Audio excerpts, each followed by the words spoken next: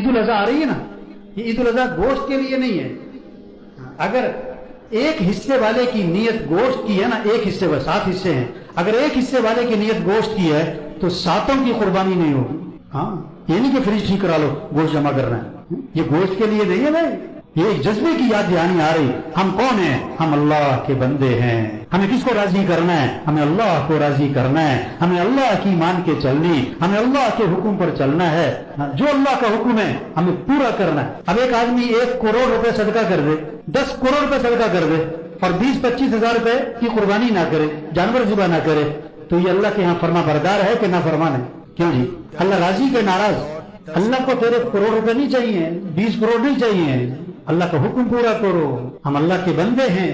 خون بہاؤ، عقل پر نہ چلو کہ جی کیا فائدہ جی گوشت جانور ذبح کرنے کا، لوگوں کو پیسے دے دیتے ہیں، لوگوں کی ضرورتیں پوری ہو جائیں گی.